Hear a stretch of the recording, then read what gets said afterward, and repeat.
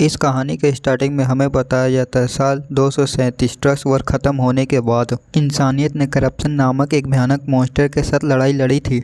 सब कुछ खो देने के बाद जो करप्ट निकला एक करीबी दोस्त जिसने हमें धोखा दिया, जिसे मैं अपनी लैब से भी बढ़ के मानता था। ओलिवन, हमने तुम्हारे लिए लड़ाई लड़ी जब हमने तुम्हारे लिए कॉन्टिनेंट को एक किया और करप्शन के अगेंस्ट हमने लड़ाई लड़ी और ट्रस्ट के लिए हमने अपनी जान को रिस्क में डाला। ये सब तुम्हारे लिए था, तो तुमने हमें धोखा क्यों दिया? और अपने एमसी उसकी ओर बढ़ते हुए कहता है, तुमने हमें धोखा दिया, मैं यूं ही नहीं मर सकता। ओलिवन कहता है, क्योंकि मेरे साथियों की आत्मा कब्र से निकल के मेरे दर्द को महसूस करेंगे। लेकिन तभी एमसी अपने स्वॉर्ड को ओलिवन के चेस्ट में भोंक देता है। ओलिवन कहता है, केरल मेरे प्यारे दोस्त, हम इस सिचुएशन में आखिरकार कैसे पहुंचे? लेकिन ओलिवन के लिए काफी देर हो चुकी थी। केरल कहता है, दोस्त हिपोक्रेसी की भी एक सीमा होती है। इसके बाद हमें एमसी का नाम बताया जाता है, केरल मैकवॉन, जिसमें वॉर ने कॉन्टिनेंट में विक्ट्री दिलाई और स्वॉर्ड सेंट के टाइटल को अचीव किया और एम्परर का प्रोटेक्टर। लेकिन आज केरल मैकवॉन आज वो एक ट्रेटर बन गई है एम्परर को मारने के बाद। तभी वहाँ पर बहुत सारे नाइट आते हैं और केरल को देखते हुए कहते हैं कि वो रहा ट्रेटर, उसे मार डालो।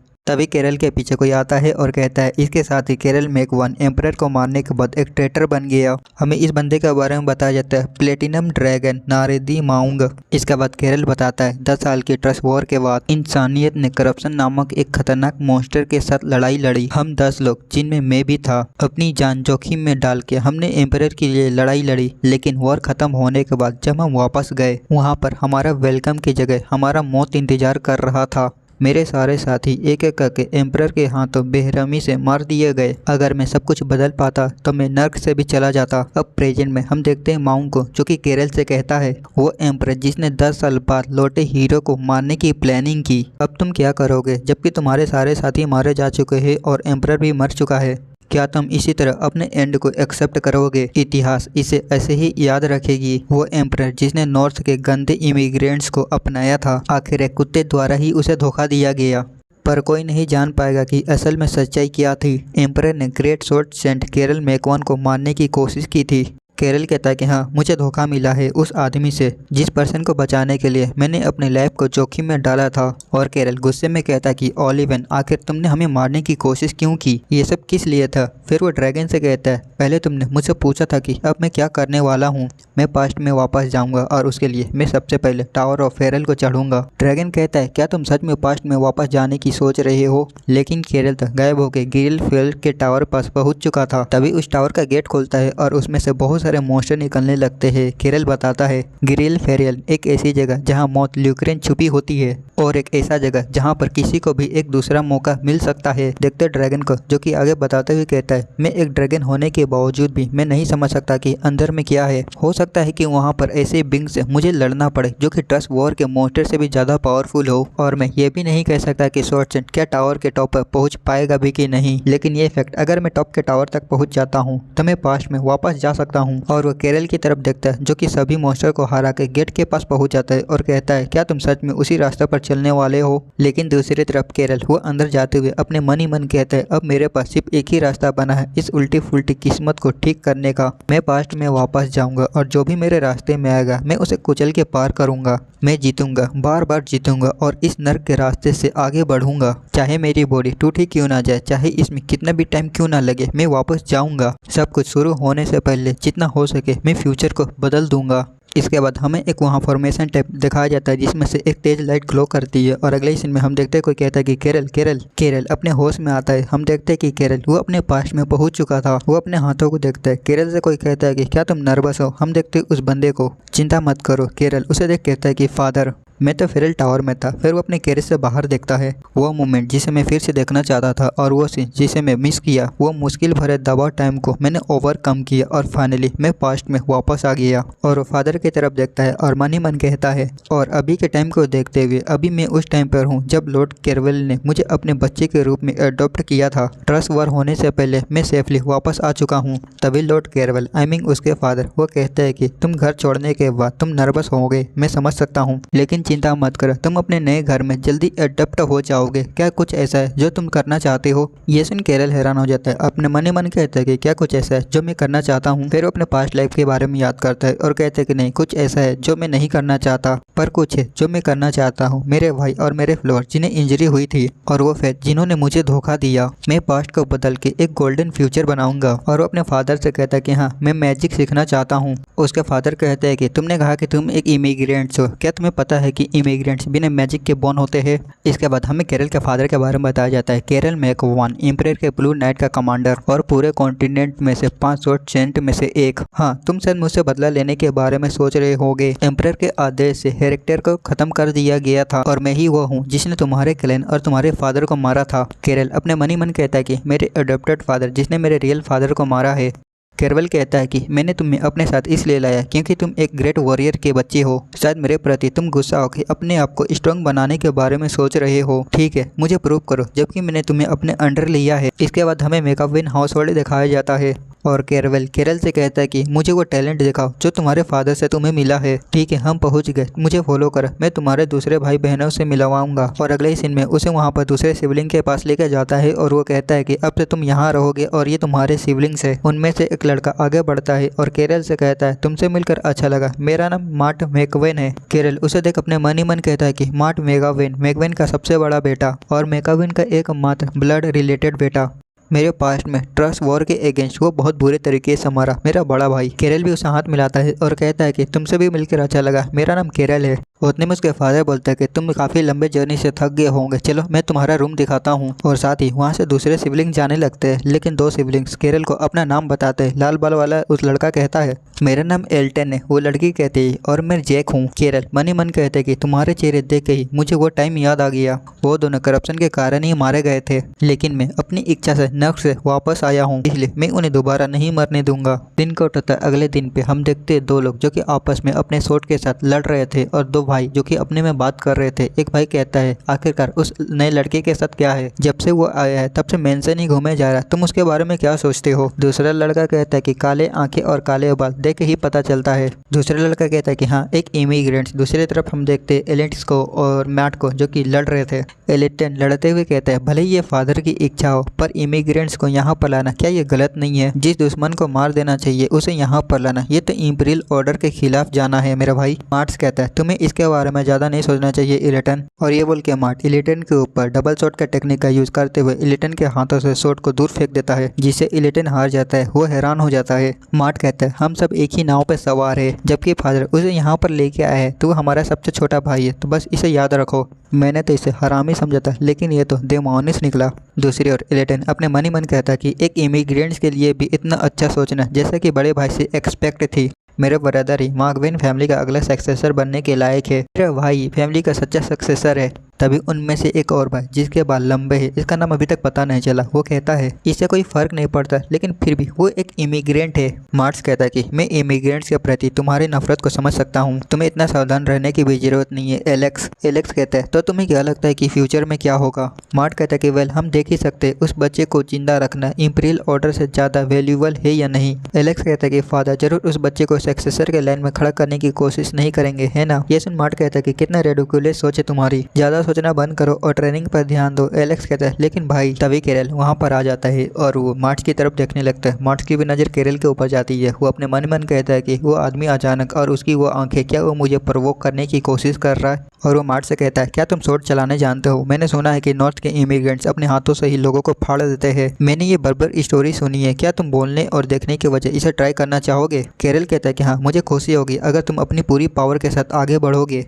तो मैं खुशी से तुम्हारे चैलेंज को एक्सेप्ट करूंगा। और ये सुनकर माटुआ हैरान हो जाता है। दूसरी तरफ एलेटन वो अपने मन ही मन केरल को गाली देते हुए कहता है कि तू पागल का, मैंने क्या सोच रहा है, तेरी हिम्मत कैसे हुई मेरे भाई को प्रोवोक करने की। एलेक्स भी मन ही मन कहता है कि क्या तू सच में यहाँ पे परेशानी पैदा करने आया है। मार्ट्स केरल की तरफ शॉट फेंकते हुए मान जाता है। केरल भी शॉट को पकड़ लेता है। मार्ट्स अपने मीने को निकालते हुए कहता है केरल से चाहे तुम्हें यह पसंद हो या नहीं, तुम्हें अब से यहीं पर रहना होगा और तुम्हारे बड़े भाई होने के तौर पर मैं तुम्हें इंपीरियल लॉ को सिखाऊंगा। केरल उसे देख अपने मन ही मन कहता है कि कि मैंने ब्लड तुम इतनी प्रोवोकिंग से ही फंस गए, तुम अभी भी एक छोटे बच्चे हो, एब्यूज में चलने टाइम मैंने जो प्लान किया था मार्च मेगावैन, तुम मेरे पहले कदम होंगे आगे बढ़ने का, मेरे फ्यूचर को बदलने का पहला कदम। मार्च मेगावैन अभी मार्च कैरल के ऊपर अटैक कर देता है, लेकिन कैरल उसके अटैक को ब्लॉक कर लेता है, जिसके कारण वो दोनों के दोनों पीछे की ओर चले जाते हैं। कैरल मार्च के मन ही मन तारीफ करता है कि वह सच में बहुत इंप्रेसिव है, वह सच में मैकवेन फैमिली के सक्सेसर बनने का लायक है, और वो भी अपने मैना को निकालता है और कहता है कि लेकिन बस इतना ही, तुम एक रूकी से ज्यादा कुछ नहीं हो जिसने कभी भी रियल बैटल के एक्सपीरियंस नहीं किया है, मुझे तुम्हें ये फील करवाना होगा। और कैरल मार्च से कहता है अगर तुम पहले आगे नहीं आओगे तो मैं पहले आगे आऊँगा। ये सुन के मार्ट को थोड़ा गुस्सा आता है और अपने मैना ब्लड या जो भी कुछ वो कैरल के ऊपर अटैक कर देता है, लेकिन कैरल बहुत आसानी से उसके अटैक को ब्लॉक कर लेता है और अपनी मन ही मन कहता है पहली नज़र पर तुम्हें देखने पर तुम तेज और समझदार दिखते हो, लेकिन करीब से देखने पर तुम में बहुत सी खामियां हैं। और कैरल को एक ओपनिंग दिखता है, जिसका फायदा उठाते हुए वो मार्च को एक पंच मार देता है, जिससे मार्च एक ही पंच में ढेर हो जाता है। एलेटन शॉट पकड़ के आते हुए कहता है कि भाई, लेकिन मार्च एलेटन को वहीं पर रोक देता है और कहता है कि एलेटन वहीं पर रुक जाओ। तभी दूसरी तरफ कैरल अपने हाथ को मार्च की तरफ बढ़ाता है और वो अपने मन ही मन कहता है अब तुम्हें रियलाइज हो गया होगा कि तुमने ज़्यादा ट्रेनिंग से अपने बुरे हैबिट्स को ही विकसित किया है, अगर तुम फैमिली को प्रोटेक्ट करना चाहते हो तो तुम्हें और भी ज़्यादा स्ट्रॉन्ग बनना होगा। और कैरल मार्च से कहता है ये एक अच्छा मैच था, और मार्च कैरल के हाथ को झटक देता है और कहता है कि मैंने एक इम्पोर्टेंट लेसन सीखा, और अपने मन में कहता है कि और तुम वो पर्सन हो जिसकी मुझे ज़रूरत थी। तभी उन्हें एक आवाज़ आती है कि ट्रेनिंग यही खत्म होता है, सभी लोग अपने रूम में जाओ। हमें पता चलता है कि ये फैमिली हेड होता है और अब से मैं इसे फैमिली हेड ही कहूँगा। वो सारे बच्चे कहते हैं ठीक है हम समझ गए। लेकिन जब कैरल वहाँ से जा रहा था तब फैमिली हेड कैरल से कहते हैं कि कैरल फिलहाल तुम ट्रेनिंग रूम में मत आना। कैरल कहता है कि ठीक है मैं वैसे ही करूँगा जैसा कि आपने कहा। तभी सीन कट होता है, हम देखते हैं फैमिली हेड और एक टकले को। टकला कहता है कि लगता है कि तुमने एक प्रॉब्लम बच्चे को यहाँ पर लेके आ गए हो। फैमिली हेड कहता है इसलिए मैंने उसे दूसरे बच्चों से अलग कर दिया है, उसको इसकी आदत हो जाएगी बाद में, और वैसे भी वो लड़का के लिए कब बेटा है जो ब्लैक आइस क्लैन को लीड करता था। आखिर जैसा बाप वैसा बेटा, तुम उसके बारे में क्या सोचते हो। वो टकला कहता है वो काली आंख वाले ट्राइब के लिए बच्चे के लिए यूजफुल है, जो अपने स्वॉर्डमैनशिप के लिए जाने जाते हैं, सही फ्रीक्वेंस और फ्लेक्सिबिलिटी से पैदा होना, और यहाँ तक कि वो रिचुअल ट्राइब वॉरियर का भी अनक्यूआई को भी पोजेस करता है। अगर कोई स्वॉर्ड के लिए पैदा हुआ है तो ये वही बच्चा है। फैमिली हेड कहते हैं काश वो बच्चा रॉयल होता, और अपने मन ही मन कहता है हो सकता है कि वो बच्चा मुझसे अपने कम एज में स्वॉर्ड मास्टर के टाइटल को छीन लेगा। सीन कट होता है कैरल की तरफ, जो कि अपने मन ही मन कहता है कि एक वीक बाद मेरे फादर को रॉयल पैलेस जाना होगा, यही मेरा एकमात्र चांस होगा। और कैरल अपने कुछ पुरानी बातें याद करता है। कोई कहता है कैरल से ये बहुत अमेजिंग है कि तुम एक नॉर्मल इंसान इतनी अच्छे स्वॉर्ड चला सकते हो, तुम बहुत जल्द अपने फादर से भी आगे निकल जाओगे। ये शर्म की बात है, अगर मुझे पहले पता होता तुम मैकवेन फैमिली के बच्चे हो तो मैं तुम्हें मैजिक पावर को ऑब्टेन करने में हेल्प करता। कैरल मन ही मन कहता है कि माँ तुम्हारा थैंक यू, अब मैं वो रास्ता चुन सकता हूँ जो मैं पहले नहीं चुन सका। और सीरियस हो जाता है और कहता है कि तुमने जो मुझे फेथ दिखाया है मैं उसी फेथ को अपने हाथों से मिटा दूंगा। तभी सीन कट होता है फैमिली हेड और उसकी वाइफ की तरफ। उसकी वाइफ कहती है मैजिक ब्लड लाइन के बिना एक ट्राइब को मैजिक सिखाना, क्या तुम सोच रहे हो? शायद तुम्हें पता है कि मेरी फैमिली जनरेशन से ही एक मैजिशियन है। फैमिली हेड कहता है कि ऐसा नहीं है इजाबेला। इजाबेला कहती है तो फिर तुम उस बच्चे पे इतना ध्यान क्यों दे रहे हो? फैमिली हेड कहता है कि तुम्हें और मुझे पास्ट में कालिया से मदद मिला था, क्या तुम भूल गई? याद रखो कि यह बच्चा मेरे अच्छे दोस्त कालिया का बेटा है, अगर वह कुछ सीखना चाहता है तो मेरा कर्तव्य है कि मैं उसे सीखने दूं। और अपने मन में कहता है कि भले ये ताकत इम्पॉसिबल है। यहाँ से सीन कट होकर हमें डाइनिंग एरिया का सीन दिखाया जाता है, जो कि सभी लोग एक जगह जमा हुए थे। इजाबेला कैरल से कहती है तो तुम ही कैरल हो, मैंने काउंट से तुम्हारे बारे में सुना है, तुमने कहा था कि तुम मैजिक सीखना चाहते हो। ये सुन के सभी सिबलिंग्स हैरान हो जाते हैं और वो कैरल की तरफ देखने लगते हैं। एलेटन अपने मन में कहते हैं कि क्या कोई ट्राइब मैन भी मैजिक सीख सकता है? कैरल कहता है ये सिर्फ सीखने की बात नहीं है, मैं बस जानना चाहता हूँ। एलिजाबेथ कहती है लेकिन तुम ऐसा क्यों सोचते हो? कैरल अपने मन ही मन कहता है क्योंकि मुझे अपने यहाँ एग्जिस्टेंस बढ़ाना है, मेरे लिए सबसे इम्पोर्टेंट चीज़ है फादर से इसका अप्रूवल पाना। ये वो शब्द है जो कि मैं जोर से नहीं बोल सकता, और वो आंसर जो मेरे फादर चाहते हैं। और कैरल कहता है कि सर पास करना यहाँ के सभी लोगों को। कैरल का ये जवाब सुन के वहाँ पर एक पल के लिए शांति छा जाती है। सभी लोग हैरानी भरी नजरों से फादर की तरफ देखने लगते हैं। फादर कहते हैं कि ये बहुत बढ़िया रिस्पॉन्स था, क्या उन सभी में मैं भी शामिल हूँ? ये सुन के कैरल भी हैरान हो जाता है। मार्ट कहते हैं कि तू बेशरम बिरेट, तू तेरी हिम्मत कैसे हुई? लेकिन फादर उसको बीच में ही रोक देते हैं और कहते हैं कि मुझे भी स्वॉर्ड में सरपास करना, क्या मैं मान सकता हूँ कि तुम भी यही मानते हो? इसका जवाब कैरल हाँ में देता है। फादर कहते हैं लर्निंग से मैजिक को ओवरकम करना और स्वॉर्ड से मुझे सरपास करना, इतनी हिम्मत मैकवेन फैमिली में सूट करती है। ठीक है, मैं तुम्हें इसकी परमिशन दूंगा। मेपल फैमिली के अंदर एरेनिन लाइब्रेरी है जहाँ पर तुम मैजिक बुक को पढ़ सकते हो जाके। ये सुन केरल अपने फादर को थैंक यू कहता है और अपने मन ही मन कहता है कि एनेरिक लाइब्रेरी जो कि मेंशन के दूसरी से टूटी फूटी एक लाइब्रेरी है, मुझे नहीं लगता है कि वहाँ पर कुछ खास होगा। क्या तुम्हें लगता है कि वहाँ के मैजिक बुक पढ़ने से मैं मैजिक यूज कर पाऊंगा? मुझे नहीं लगता, वो बस मजाक करने की कोशिश कर रहा था। ये मजाक लगता है लेकिन ऐसा सोचना गलत नहीं है। मैंने भी पहले एनेरिक को ऐसे ही हल्के में लिया था, लेकिन एनेरिक में सबसे इम्पोर्टेंट चीज़ है जो मुझे ट्रांसफॉर्म करने में मदद करेगी, एक ड्रैगन हेड। मैं उससे ऊंचाइयों तक पहुंच सकता हूँ। और उसे ड्रैगन की बात याद आती है। ट्रांसफॉर्मेशन का मेथड है, तुम्हें इसके लिए एक ड्रैगन के दिल को खाना होगा। ये सुन केरल उसकी ओर देखते हुए कहता है कि तुम्हारा दिल। ये सुन ड्रैगन वो हैरान हो जाता है और वो कहता है कि क्या तू पागल हो गया है? मैं अपना दिल तुझे नहीं दूंगा। और वैसे भी हड्डियों को बदलने वाली प्रोसेस 15 साल से पहले होता है, लेकिन तू पहले ही बड़ा हो चुका है, इसलिए ड्रैगन हार्ट को खाना वो बेकार है। लेकिन अगर वो पास्ट में चला जाता है तो शायद ये हो सकता है। और सबसे बड़ी बात, मैकवेन फैमिली ने तुम्हें एडॉप्ट किया था। जहाँ तक मुझे पता है तुम्हें वहाँ पर जरूर एक ड्रैगन हार्ट मिलेगा। प्रेजेंट में हम देखते केरल को जो कहता है इंफॉर्मेशन के अकॉर्डिंग यहाँ पर एक ड्रैगन हार्ट है, मैं इसका अच्छे से यूज़ करूंगा मायोग। तभी यहाँ से सीन करता है फैमिली हेड की तरफ और उसी टकले की तरफ। फैमिली हेड कहता है कि तो तुम कह रहे हो कि वो अभी भी बैकयार्ड में टाइम बिता रहा है? टकला कहता है लगता है कि वो अभी भी ट्रेनिंग कर रहा है, पर वो स्वॉर्डमैनशिप की प्रैक्टिस नहीं लगती। फैमिली हेड कहता है 1 वीक हो चुका है, मैंने सोचा कि वो लाइब्रेरी में छिपा होगा। तभी वो टकला कहता है कि लॉर्ड काफ़ी देर हो गई है, नाइट रोड 1 फ्लोर पर इंतजार कर रहे हैं आपका।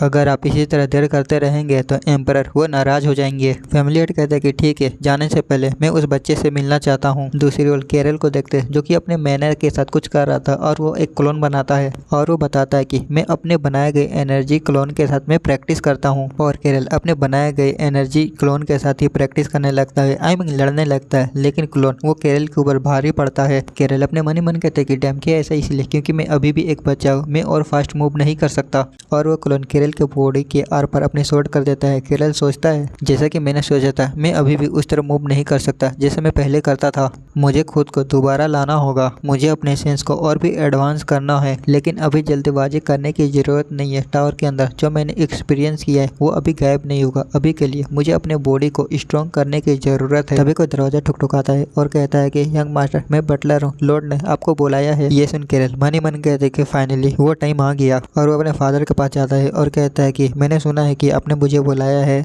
फादर कहता है कि बैठ जाओ, मैंने सुना है कि तुम कुछ अलग सी ट्रेनिंग कर रहे हो। केरल कहता है कि ये कुछ नहीं है, मैं बस अपने बॉडी को प्रैक्टिस कर रहा था। फादर कहता है कि मैं कल इंपीरियल पैलेस जा रहा हूँ, मुझे कुछ टाइम के लिए मैंसन को छोड़ना होगा। और वो केरल को एक छोटी शॉट देते हुए कहता है ये लो, मैंने इसलिए तुम्हें यहाँ पर बुलाया था। केरल उसे लेता है और कहता है कि ये तो उसका फादर कहता है कि ये मिमेंटा है जो कि तुम्हारे फादर ने मुझे दिया था। बाय द वे, तुमने लाइब्रेरी में ज़्यादा टाइम नहीं बिताया, क्या तुम क्यूरियस नहीं हो? मुझे लगा कि तुम वहाँ फंस गए होंगे। केरल कहता है मैंने सोचा कि अभी सही टाइम नहीं आया है। और अपने मन ही मन कहता है क्योंकि मैं तुम्हारा मेंशन से जाने का इंतजार कर रहा था। सीन कटता है दूसरे सिबलिंग्स की तरफ। एल्टन कहता है कि वो पागल ब्रेट वो क्या सोच रहा है। एलेक्स कहता है कि एल्टन तुम एक नॉवल हो, अपने मैनर्स का ध्यान रखो। और इसके अलावा ये फादर की भी इच्छा है। एल्टन कहता है कि लेकिन भाई क्या तुमने नहीं देखा कि वो फादर के सामने कैसे बिहेव करता है, और फादर के इंपीरियल पैलेस जाने के बाद उसने अपने आप को लाइब्रेरी में बंद कर लिया। तभी पीछे से मार्ट कहता है मैं तुम्हारी नाराजगी को समझ सकता हूँ, लेकिन तुम्हें पता होना चाहिए कि तुम्हें बस कहाँ करना है। और मार्ट एलेक्स की तरफ देखता है और अपने मन में कहता है कि दूसरे सिबलिंग्स मेरे ही तरह सोच सकते हैं क्योंकि वो मार्शल आर्ट से फेमिलियर है। लेकिन क्या ये पर्सन जो नॉलेज के रास्ते चलता है, क्या वो भी इसी तरह सोचता है? और मार्ट्स एलेक्स से पूछ लेता है कि एलेक्स तुम इसके बारे में क्या सोचते हो? एलेक्स कहता है तुम्हें पता होना चाहिए मैजिक अपने शारीरिक और बाहरी एमरिक एक जगह पर समेट कर इकट्ठा करता है। तुम्हारे बॉडी के अंदर मैजिक होना जरूरी है,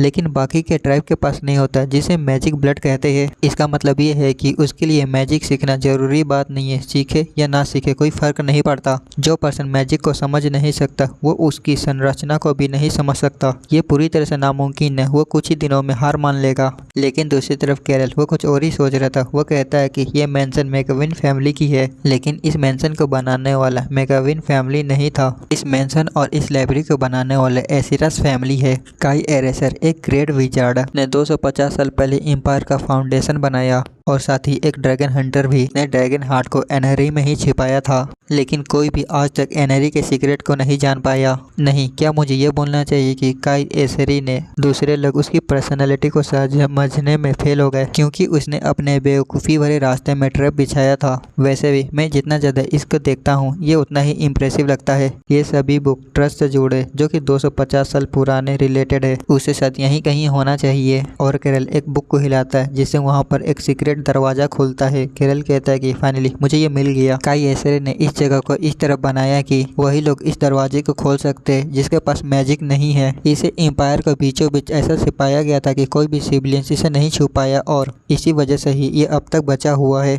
काई एसरी एक कमाल का इंसान है जो कि ड्रैगन भी उसे रिकॉग्नाइज करते हैं। अगर तुम अपने बॉडी के अंदर 12 या 8 मैजिक वेसल को खोल लेते हो तो तुम उसे एक आर्चमेज कह सकते हो, लेकिन उसने अपने 9 वेसल को खोला था। हालांकि फिर भी वो एक ड्रैगन का मुकाबला नहीं कर सकता। आखिरकार इंसान कितना ही महान क्यों ना हो, उनके पास एक ही एट्रीब्यूट होता है।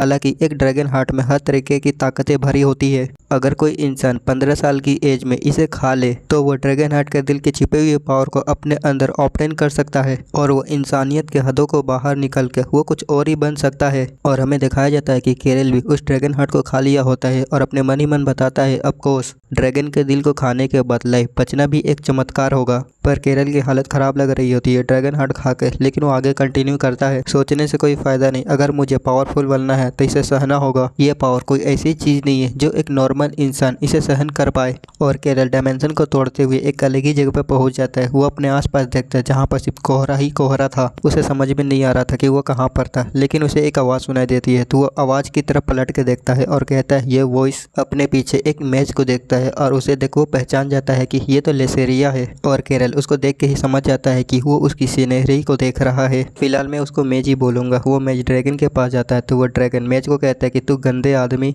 तू ड्रैगन को हंट क्यों कर रहा, क्या हम एक ही तरह के नहीं थे। वो मेज अपने एक मैजिक करते हुए कहता है कि क्या, कितना रेडिकुलस, एक इंसान और ड्रैगन एक जैसे कैसे हो सकते हैं, तू बहुत ज़्यादा बोलता है, आज तेरा यहाँ पर अंत है। दूसरी तरफ ड्रैगन भी अपने ब्रेथ पावर का यूज़ करते हुए उसके ऊपर अटैक करते हुए कहता है कि चुप हो जा, और ड्रैगन की फायर जाकर मेज को डायरेक्ट हिट करता है। केरल भी देखता है और कहता है कि एक ड्रैगन ब्रेथ के सामने कोई भी जिंदा नहीं बच सकता, लेकिन वो मेज वो बच चुका था और अपनी मैजिक से बहुत सारे एरो को बनाता है और उन सभी एरो को फायर एरो में बदल के ड्रैगन के ऊपर अटैक कर देता है। ड्रैगन भी हैरान हो जाता है। वो कहता है फायर एरो एक ड्रैगन के अगेंस्ट फर्स्ट क्लास का मैजिक, लेकिन उसकी हेकड़ी तब निकलती है जब सारे फायर एरो जाके ड्रैगन को लगते हैं और उसकी हालत खराब हो जाती है। दूसरी तरफ केरल को देखते हैं, उसको भी कुछ होता है। वो मनी मन कहता है कि ये दर्द मुझे डायरेक्टली हो रहा है, क्या मौत का सामना करना ऐसा होता है, मैं वो पर्सन हूँ जो कि टावर ट्रायल से बचा है। पर दूसरी तरफ वो मैच वो नहीं रुकता, वो और भी अपने फायर एरो का यूज करते हुए ड्रैगन के ऊपर अटैक करता है, जिससे ड्रैगन की हालत खराब हो जाती है और लास्ट में वो हार जाता है। और अगले सीन में हम केरल को देखते हैं जिसकी आंखें खुलती है। बटलर कहता है कि यंग मास्टर आप जाग गए, कि आपको याद है कि मैं कौन हूँ, मुझे जल्दी लेडी को इसके बारे में इन्फॉर्म करना चाहिए। लेकिन दूसरी तरफ केरल को देखते हैं जो कि अपने ही सोच में था। वो बटलर वहाँ से जाने लगता है, लेकिन केरल उसको वहीं रोक देता है और कहता है कि रुको, अभी लेडी को इन्फॉर्म मत करो। बटलर वहीं रुक जाता है और पूछता है लेकिन क्यों, तो केरल कहता है कि जब मैं ठीक हो जाऊंगा तो मैं खुद ही जाऊंगा मिलने उनसे, मैं कुछ टाइम के लिए अकेला रहना चाहता हूं, इसलिए तुम चले जाओ। और अपने मन ही मन कहता है कि मुझे अब डिस्टर्बन नहीं चाहिए। और केरल अपने हाथों में देखता है जो कि मैजिक टाइप कुछ होता है। वो कहता है कि एक ऐसा पावर जिसके बारे में मैं कभी नहीं सोच सकता था, मैजिक पावर। अब सब कुछ मेरे प्लान के अकॉर्डिंग शुरू होगा। कुछ देर बाद हम देखते हैं उस बटलर को जो कि बोलता है केरल से, यंग मास्टर आपको और भी ज़्यादा रेस्ट की ज़रूरत है, अगर सर जैक ने आपको नहीं खोजा होता तो ये एक रियल डिजास्टर बन गया होता। केरल जैक के बारे में सोचता है कि वो पांचवा भाई है और उसे मार्शल आर्ट्स में कोई इंटरेस्ट नहीं है, इसलिए ये सरप्राइज की बात नहीं है कि वो लाइब्रेरी में क्यों आया होगा। और केरल अपने कपड़े चेंज करते हुए कहता है लगता है कि मुझे उसका थैंक्सफुल होना चाहिए। और वो बटलर से पूछता है मैं कितने दिनों तक बेहोश था, तो वो बटलर कहता है कि 1 सप्ताह हो चुका है। ये सुन केरल हैरान हो जाता है। वो अपने मन ही मन कहता है कि क्या 1 सप्ताह, इतना लंबा टाइम। और केरल बटलर से पूछता है कि क्या उसे कोई मिलने आया था, तो बटलर कहता है कि हाँ, लेकिन आपको कैसे पता चला। और वो केरल को बता देता है कि पहले से कोई आया था, लेकिन मुझे इसके बारे में नहीं पता। केरल मन ही मन कहता है रॉयल फैमिली आमतौर पर हर 3 महीने में एक फरमान मेकावेन को भेजती है, मैंने कुछ जरूरी मिस कर दिया क्योंकि मैं काफी लेट से जगा। और केरल बटलर से कहता है कि ठीक है मैं समझ गया, इसलिए अब तुम यहाँ से जा सकते हो। तो बटलर वहाँ से जाते हुए कहता है कि यस सर। और कैरल मन ही मन कहता है अभी के लिए मुझे अपनी रिकवरी को सीक्रेट रखना होगा। ये टाइम अपने भाइयों को अटेंशन पाने का नहीं है। सबसे पहले मुझे चेक करना होगा जो मैजिक पावर मेरे बॉडी के अंदर है मैं उसका कैसे यूज करूं। और कैरल कॉन्सेंट्रेट करने लगता है अपने मैजिक पावर के ऊपर, जिससे उसके मैजिक पावर एक जगह जमा होते हुए चारों तरफ उसके बॉडी की तरफ फैलने लगती है। और वो एक जबरदस्त चीख मारता है और कहता है कि हाँ मुझे मिल गई मैजिक पावर। और वो अपने मैजिक पावर को देखते हुए कहता है कि अमेजिंग, इतना जबरदस्त पावर कोई आम इंसान इसका कोई सामना ही नहीं कर सकता। तो ये है एक ड्रैगन की पावर। तभी कैरल को कुछ होने लगता है और उसका मैजिक ओवरफ्लो करने लगता है और कहता है कि नहीं रुको, मैं इसे नहीं रोक पा रहा, मेरी माना वेसल खुलना बंद हो गई। मैं बस 2 माना वेसल को खोल पाया हूँ, 12 में से 2। इसका मतलब ये है कि मुझे और 10 माना वेसल को खोलना होगा। मेरा इंतजार करो यूला, अब मेरा जर्नी शुरू होगा। उतने में कैरल कुछ अपने अंदर नोटिस करता है और कहता है कि ये माना पावर कुछ हद से ही ज्यादा है, जैसे कि अभी ही फट पड़ेगी। मेरी बॉडी की नसें इसे हैंडल नहीं कर पा रही है। अगर मैं अपने बॉडी के मैजिक पावर को कंट्रोल नहीं कर पाता हूँ तो ये एक्सप्लोड हो जाएगी। और वो बहुत सारे वेपन के बारे में सोचता है और कहता है मुझे एक ऐसे वेपन की ज़रूरत है जो इस मैजिक पावर को हैंडल कर पाए, जबकि बॉडी वेसल इस पावर को हैंडल नहीं कर सकता। ये एक इम्पॉसिबल टास्क है। और उसकी नज़र अपने फादर पर दिए गए स्वॉर्ड के ऊपर जाती है और उसे पकड़ते हुए कहता है एगनल, मेरे रियल फादर की आखिरी विरासत। और एरल उस डैगर को निकालते हुए कहता है कि और इमिग्रेंट्स लोगों का एक ऐसा वेपन जो कि मैजिक को भी सहन करने में कैपेबल है। हाँ ये सही है, एक मजबूत शुरुआत करने के लिए ये काफ़ी है। अभी सीन कट होता है फॉरेस्ट की और हम देखते हैं केरल को जो कि अपने एंगल के साथ अपने मैजिक पावर को टेस्ट करने के लिए आया था और अपने मैजिक का यूज़ करते हुए अपने एंगल से एक पावरफुल स्लेश मार देते हैं, जिसके सामने जितने भी पेड़ थे वो सारे के सारे कटे जाते हैं। और वो मन ही मन कहता है कि ये इंपीरियल माना ब्लेड के बराबर नहीं है, लेकिन ये एक ड्रैगन की प्योर मैजिक पावर है, जैसे बिना किसी आर्टिफैक्ट का एक ओरा ब्लेड। और वो बहुत सारे बकचोदिया के बारे में सोचने लगता है, लेकिन तभी वहाँ पर कोई आता है और कहता है कि यंग मास्टर कैरल भी उसे नोटिस कर लेता है और मन ही मन कहता है लगता है कि अब वो इंसिडेंट शुरू होने वाली है। और अगले सीन में सभी सिबलिंग्स को दिखाया जाता है जो कि अपने मदर के पास आए हुए थे। एलेक्स कैरल को देखते हुए अपने मन ही मन कहता है कि आखिर इस इमिग्रेंट के साथ क्या है। एल्टन मन ही मन कहता है कि जबकि वो अपना फेस भी नहीं दिखाता था, वो एक सेमलेस आदमी है, लेकिन कैरल को घंटा फर्क नहीं पड़ता है कि वो उसके बारे में क्या सोचते हैं। एलिजाबेथ आई मीन उसकी मदर कहती है कि मैंने तुम सभी को यहाँ पर एक मैसेज देने के लिए बुलाया है। जैसा कि तुम सब जानते हो कि फसल का मौसम सामने आ रहा है, इसलिए तुम सभी को अब ट्रेडिशनल के अकॉर्डिंग रॉयल फैमिली ने गॉब्लिन्स को मारने का ऑर्डर दिया है। हालांकि इस बार एक खास बात बताया गया है। कैरल समझ जाता है कि इस बार रॉयल फैमिली की तरफ से सीधे सपोर्ट मिलेगी उन्हें। एलिजाबेथ कहते हैं कि हमारे मैकवन फैमिली के मर्सनरी को इफेक्ट को देखते हुए रॉयल फैमिली ने डिसाइड किया है कि वो हमारी मदद के लिए ट्रूप्स भेजेगी। एलेक्स कहता है ये पहली बार है जब वो सपोर्ट ट्रूप्स को भेज रहे हैं। मार्ट कहता है सफाई के दौरान ये जरूर फायदेमंद साबित होगी। एल्टन कहता है लेकिन मदर कुछ गड़बड़ लग रही है, क्या रॉयल फैमिली ने मर्सनरी को इसलिए नहीं बुलाया था क्योंकि हमारे पास इमिग्रेंट्स को सफाई करने का ट्रूप्स वो कम पड़ गए थे। मुझे लगता है कि हमें मॉन्स्टर से ज्यादा इमिग्रेंट्स को सफाई करने के लिए अपनी ट्रूप्स को बढ़ानी चाहिए। कैरल भी समझ जाता है कि वो किसकी बात कर रहा है, लेकिन वो कुछ नहीं बोलता है। एल्टन कहता है क्या मैं सही नहीं हूँ मदर? कैरल मन ही मन कहता है कि वो बहुत सीधा है। उसकी मदर कहती है कि लेकिन सपोर्ट ट्रूप वो बल्सर फैमिली से आ रही है।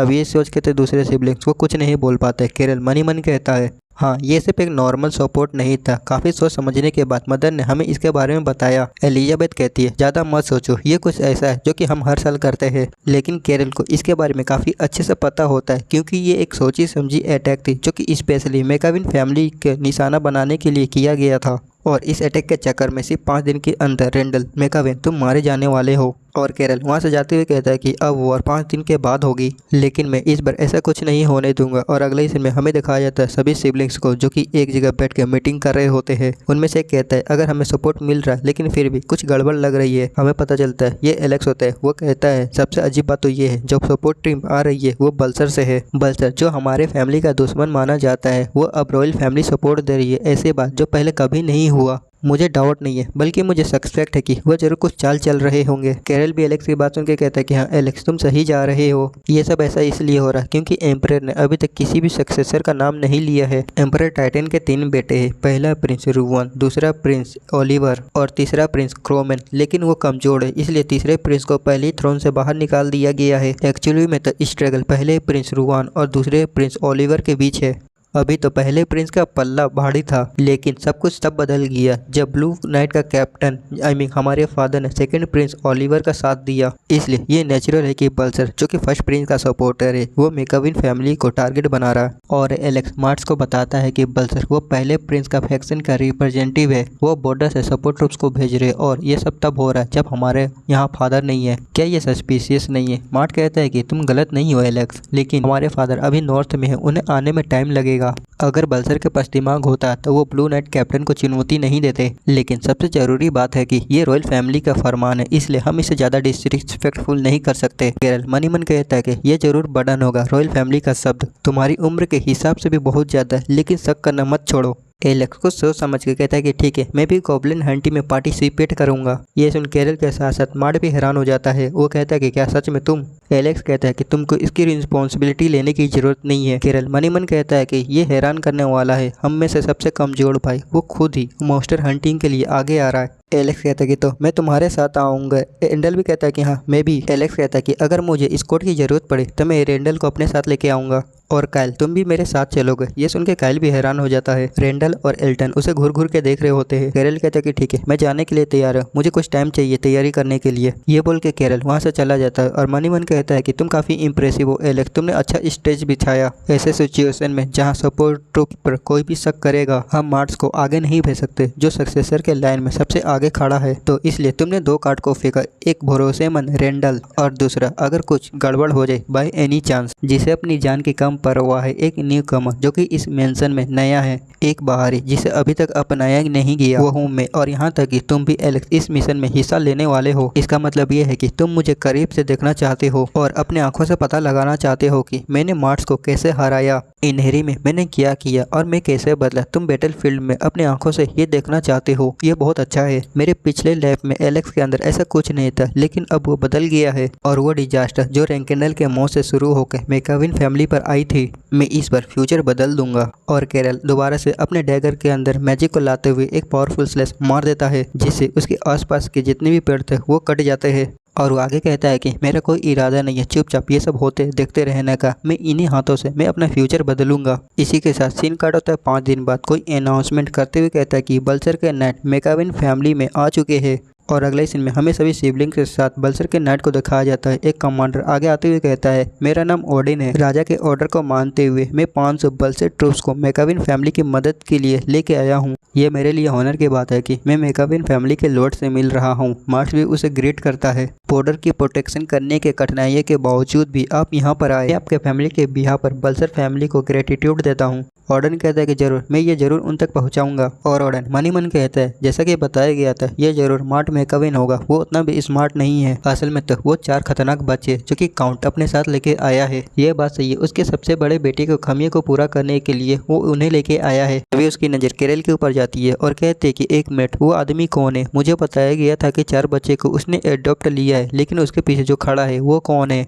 और ऑर्डन मार्ट्स उसके बारे में पूछता है तो मार्ट्स बताता है ये छठा भाई है जो हमारे फैमिली में ज्वाइन हुआ है। ऑर्डन मनी मन कहता है क्या एक और अडॉप्टेड बेटा? कहता कि और हाँ, जो उसने मास्क पहना है उसके खुद के पर्सनल रीजन के कारण है। ऑर्डन कहता है कि अच्छा ऐसा है, अब मुझे 5 नहीं 6 लोड कहना चाहिए। और मनी मन कहता है कि मास्क पहना बड़ा अजीब है, काउंट कैरवेल इतना भी गिरा हुआ नहीं है जो कि एक नौसिखिए बच्चे को एडॉप्ट करेगा। और वहाँ से जाते हुए कहता है कि ठीक है, मैं अपने ट्रूप्स को जाने के लिए तैयार होने के लिए कहता हूँ। दूसरी तरफ केरल मनी मन कहता है कि बहुत टाइम हो गया है ऑर्डन चेरलड, लूरिन एम्पायर के गंदे जासूस, मैं तुझे देख लूंगा। केरल बताता है भले ही बल्सर फैमिली फर्स्ट प्रिंस को सपोर्ट करती है तो भी वो हमारी फैमिली को टारगेट करने के लिए उतनी भी अंधी नहीं हो सकती। वो फालतू में ही अपने कदम को नहीं बढ़ाएंगे, खासकर मेरे फादर के स्क्वाड होने के सामने। इस कदम का मतलब ये है कि उनके पास जरूर किसी चीज का सपोर्ट है। इसका मतलब ये है कि एम्पायर के बाहर कोई और है जो कि इसमें हेरफेर कर रहा है। अगले सीन में केरल और मार्ट को देखते हैं। मार्ट केरल की तरफ देखता है और कहता है, केरल तुम्हारे दिमाग में क्या चल रहा है? केरल कहता है कि नहीं ज्यादा कुछ नहीं। मार्ट कहता है कि मैं समझ सकता हूँ कि तुम मास्क क्यों पहन रहे हो, हम अभी तुम्हारी रियल आइडेंटिटी को रिवील नहीं कर सकते।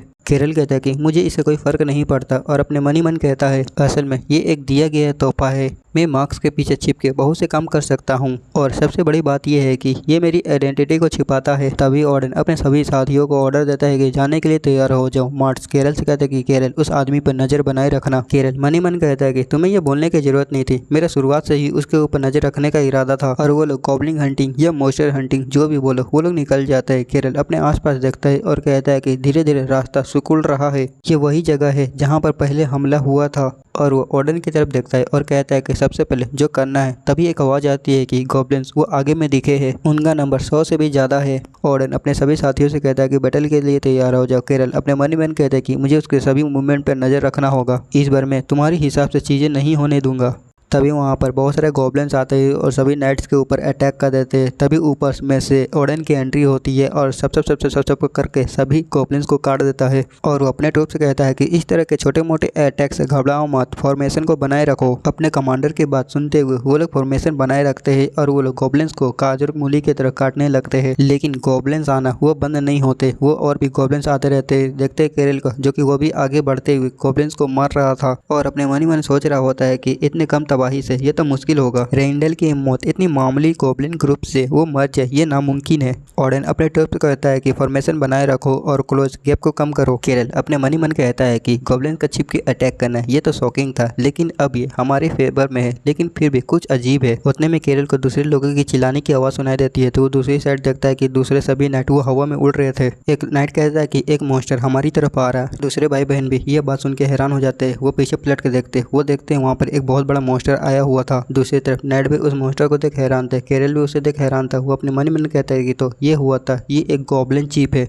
गॉब्लिन चिप वो सिर्फ अपने में ही स्ट्रॉन्ग नहीं होता बल्कि वो अपने अंडर 3000 गॉब्लिन्स की आर्मी के साथ काम करता है। ये एक बड़ा प्रॉब्लम है। अब मुझे समझ में आया कि रेंडल वो कैसे मरा। कम से कम मैं डाउट करते हुए कुछ आंसर तक पहुंच गया हूँ। उतने में एलेक्स सभी को पीछे हटने के लिए कहता है, लेकिन ऑर्डर वो पीछे नहीं हटता। वो कहता है कि तुम क्या कर रहे हो, सभी लोग अपने फॉर्मेशन को बनाए रखो। और ऑर्डन गॉब्लिन चिप पर अटैक करने के लिए बढ़ जाता है। केरल उसे देख मन ही मन कहता है क्या वो एम्पायर का स्पाई नहीं था, क्या वो इस इंसिडेंट के रिलेटेड नहीं था। नहीं, ये रेडिकुलस है, उसका यहाँ पर आना ये कॉन्सिडेंट नहीं हो सकता। मुझे बस देखना है कि वो कब तक अपने एक्टिंग को करते रहेगा। दूसरी तरफ ऑर्डन को देखते हैं जो कि गॉब्लिन को मारते हुए कहता है कि शायद हटो भाड़ुआ, रास्ता क्लियर करो। और ऑर्डन अपने साथियों को उसे फॉलो करने के लिए कहता है। उसके साथी भी सारे मान जाते हैं। उतने में ऑर्डन अपने स्पेयर में अपने मैजिक को डालता है, पता नहीं मैजिक के माना वो डालता है। दूसरी तरफ गॉब्लिन भी उसके ऊपर अटैक करने के लिए बढ़ रहे होते हैं, पर ऑर्डन अपने स्पेयर को लेता है और गॉब्लिन चिप की तरफ फेंक देता है और कहता है कि मर जा कमीने। पर गॉब्लिन चिप अपने वेपन से ही उसके स्पेयर को डिफ्लेक्ट कर देता है। पर ऑर्डन तेजी से जाते हुए जाके अपने वेपन को पकड़ के गॉब्लिन की तरफ अटैक कर देता है, लेकिन वो अचानक से कुछ करता है जिसे अपने केरल नोटिस कर लेता है। हम देखते हैं ऑर्डन को जो कि अपने स्पेयर के साथ गॉब्लिन चिप के कंधे के ऊपर घोंप दिया होता है। और केरल मन ही मन कहता है जैसा कि उम्मीद थी, उसने बड़ी चालाकी से अपनी बाजी को पलट दी और उसने बड़ी चालाकी से अपने दांव को खेला। उसने जानबूझ के उसके कंधे पे अटैक किया। लेकिन दूसरी तरफ गॉब्लिन चिप इसे काफ़ी गुस्सा हो चुका था। वो अपने वेपन को लेके ऑर्डन के ऊपर मारता है जिससे ऑर्डन वो दूर जाकर फेंकाता है, लेकिन वो अपने आप को जैसे तैसे संभाल लेता है। लेकिन दूसरी तरफ गॉब्लिन चिप और गॉब्लिन वो वहाँ से भागने लगते हैं। ऑर्डन उन्हें देखते हुए कह रहा है गॉब्लिन्स भाग रहे, बल्सर का नाइट उनका पीछा करो। पर केरल वो समझ जाता है कि ऑर्डन क्या करने की कोशिश कर रहा है। वो गॉब्लिन का पीछा करने के बहाने बल्सर के सोल्जर्स को वो दूर भेज रहा है और जब हम मान लेंगे कि सब कुछ ठीक हो गया है तभी गॉब्लिन्स हम पे दोबारा अटैक कर देंगे। ऑर्डन तेरी स्ट्रैटेजी काफ़ी अच्छी है, मैं तुम्हारी सभी चालों को पहले ही समझ चुका हूँ, लेकिन तुम मुझे अपने घटिया एक्टिंग से बेवकूफ़ नहीं बना सकते। उतने में एलेक्स कहता है कि केरल बाकी सब लॉर्ड ऑर्डन पर छोड़ दे, हम अपनी जगह को गार्ड करेंगे। केरल कहता है कि नहीं, मैं मॉन्स्टर का पीछा करूंगा, इसलिए मैं ऑर्डन के साथ जा रहा हूँ। और अगले सीन में हम देखते हैं ऑर्डन को और ऑर्डन का नेट को। वो अपने मन ही मन कहता है लगता है कि सब कुछ वैसा ही जा रहा है जैसा कि मैंने सोचा था। और ऑर्डन वहाँ से जाते हुए अपने साथियों से कहता है कि मैं गॉब्लिन चिप को देख लूंगा, तुम लोग अपने अपने हिसाब से बाकी के बचे हुए लोगों को काम तमाम कर देना। एक नाइट कहते हैं कि क्या तुम सच में अकेले जा रहे हो? अगर गॉब्लिन चिप है तो इसका मतलब ये है कि कोई मास्टरमाइंड एक समन होगा जो सब कंट्रोल कर रहा है। बाकी के बचे हुए लोगों को तुम लोगों को साफ करना होगा। क्या तुम सभी को मुझ पर भरोसा नहीं है? मैं उनके लिए अकेला ही काफ़ी हूँ। वो नाइट कहता है कि मुझे माफ़ करना, मेरा ऐसा मतलब नहीं था। तुम समझ जाओ कि एडन वो दोनों साइड को धोखा दे रहा है और यहाँ से भागने के बारे में सोच रहा है। और एडन आगे आते हुए कहता है कि चाहे ये थोड़ा परेशान करने वाला ही क्यों ना हो, ये आसान होना चाहिए। और वो अपने सामने गॉब्लिन चिप और गॉब्लिन को देखता है और एडन अपने घोड़े से उतरते हुए कहता है कि सभी लोग मेरे पास आओ, मैं सभी को हरा दूंगा। तभी वहाँ पर कोई निकलता है जो कि समन होता है। वो कहता है कि स्वागत है, मैं तुम्हारे ही इंतजार कर रहा था। ओडेन कहता है मैकविन फैमिली के छोटे छोटे लोग भी काफी अच्छे से लड़ते हैं। और ओडेन उस आदमी को कहता है कि सबसे पहले उस गोब्लिन को साइड हटाओ। वो बंदा कहता है कि ठीक है, तुम्हें इतना हाइपर होने की जरूरत नहीं है। तभी वहाँ पर एक आवाज आती है कि तो तुमने अपने रास्ते को बदल लीजिए। ओडेन कहता है कि कौन है। हम देखते ही ये केरल होता है। वो वहाँ पर आते हुए कहता है कि तुम तो काफी स्ट्रगल कर रहे हो, तुम्हें कम से कम हमें सही डायरेक्शन देना चाहिए था ताकि इतनी प्रॉब्लम ना होती। वुडन क्लाउड ये सुन ओडेन हैरान हो जाता है। वो केरल से कहता है तुम्हें इसके बारे में कैसे पता। और वो केरल की तरफ अपने वेपन को टानते हुए कहता है कि क्या तुम भी उनमें से एक हो। केरल कहता है कि पहले शांत हो जा, तुम भी मेरे बारे में नहीं जानते होंगे। मैं यहाँ पर कंफर्म करने आया हूँ क्योंकि मुझे अभी तक तुम्हारे बारे में कोई भी रिपोर्ट नहीं मिली थी। तुम मानो या ना मानो, मुझे मैकविन फैमिली में कुछ काम है। तुम समझ रहे हो ना ओडेन चिड़ैन। ओडेन मन ही मन कहता है कि वो मेरा पूरा नाम जानता है, क्या वो सच में क्लाउड से है। केरल उस आदमी की तरफ देखते हुए कहता है कि वो आदमी गॉब्लिन चिप को कंट्रोल कर रहा है, इसका मतलब ये है कि उसने काफी खर्चा किया है। इसलिए मेरा मानना है कि समन वो कहीं आसपास से छिपा होगा। तुम्हें यहाँ कुछ समझ में नहीं आ रहा होगा, लेकिन आगे में तुम्हें पता चल ही जाएगा कि यहाँ पर क्या चल रहा है। पर मैं थोड़ी मोड़ी जानकारी के लिए बता देता हूँ कि केरल वो एक्टिंग कर रहा है कि वो ओडेन के साथ ही है। आई मीन वो ओडेन के सेम ऑर्गेनाइजेशन से है। और केरल एडन से कहता है कि मुझे माफ करना कि मैं ज्यादा बोल गया, मुझे सावधान रहना चाहिए। क्लाउड अपने सिगरेट को अपने पास ही रखता है। मुझे उम्मीद है कि तुम समझोगे क्योंकि मेरा मामला थोड़ा अलग है। पर एडन वो अभी भी कुछ नहीं कहता। केरल कहता है कि मुझे अपनी रिस्पॉन्सिबिलिटी को अभी भी कंप्लीट करना है। और वैसे भी हम ब्रांच वही काम करते जो कि हमें कहा गया है और सिस्टम को रिपोर्ट करना। एडन अपने मन ही मन कहता है कि अब मुझे यकीन हो गया है कि वो हम में से ही एक है। और ओडेन केरल से कहता है कि दूसरी साइड गॉब्लिन चिप घात लगा के इंतजार कर रहे हैं और जैसे ही मैं सिग्नल दूंगा वो तुरंत ही मैकविन के ट्रूप्स के ऊपर अटैक कर देंगे। और एक चाम हमारी मदद करेगा। गॉब्लिन को कंट्रोल करने से लेकर सिग्नल भेजने तक चाम वो खुद ही सब कुछ कर सकता है। केरल अपने डैगर निकाल के उस बंदे की तरफ बढ़ते हुए कहता है कि ये सुन के थोड़ी राहत मिली। इसका मतलब ये है कि अब ये यहीं पर खत्म होने वाला है। और वो जाके समन के हाथ और उसके चाम को काट देता है और वो कहता है क्या मैं सही नहीं हूँ एडन। पर एडन इसे काफी गुस्सा हो चुका था। वो कहता है कि ये तू क्या कर रहा है। केरल कहता है कि ठीक है, अभी हमारे पास काफी टाइम है, मैं तुम सभी को एक एक करके यहीं पर निपटा दूंगा। एडन कहता है कि तुझे क्या लगता है कि तू ये कर पाएगा।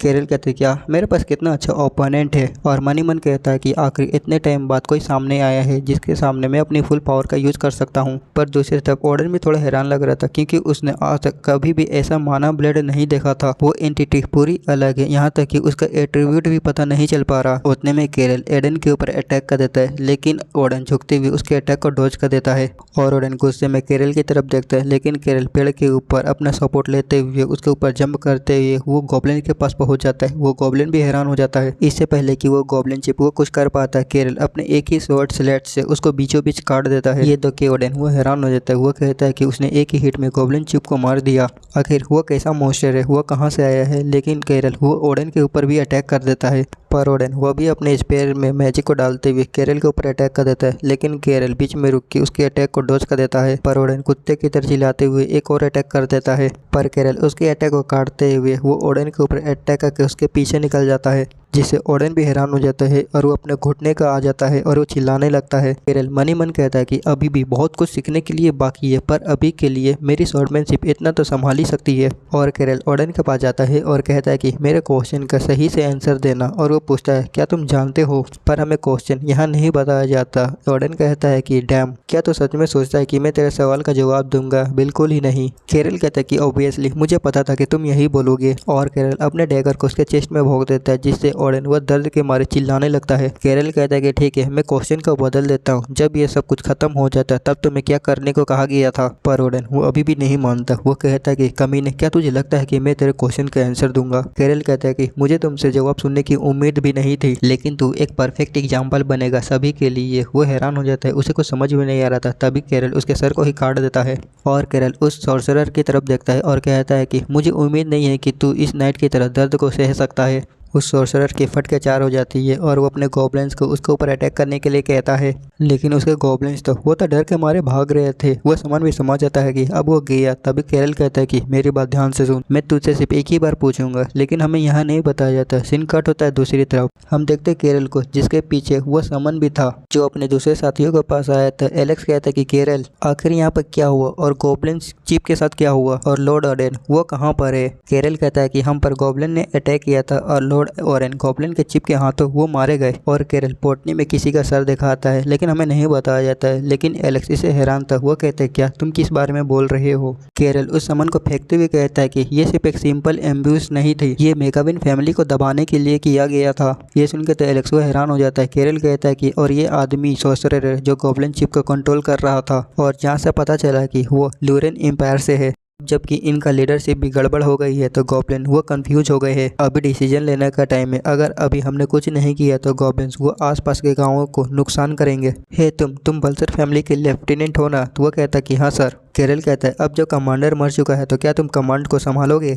ये सुन वो लेफ्टिनेंट कहता है कि ठीक है। केरल कहता है कि और हाँ, अगर तुम पीछे हटने का डिसाइड करते हो तो कोई भी इंजाम तुम पर नहीं लगाएगा। गॉब्लिन्स और बल्सर वो दोनों ही अपनी लीडरशिप को खो के वो बुरी हालत में बिखर चुके हैं। लेफ्टिनेंट अपने मन ही मन कहता है कि अगर हम पीछे हटे तो काउंट यूं ही इस बात को जाने नहीं देंगे। और वो केरल से कहता है कि बल्सर फैमिली हर तरीके से इस मॉन्स्टर हंटिंग में शामिल होगी और मॉन्स्टर को हंट करेगी। एलेक्स कहता है कि बहुत अच्छे, इससे बोझ थोड़ा कम हुआ। एलेक्स मैं ये कमांड तुम पर छोड़ता हूँ। जितना देर सफाई अभियान में लगेगी उतना ही सिविलियंस को नुकसान उठाना होगा।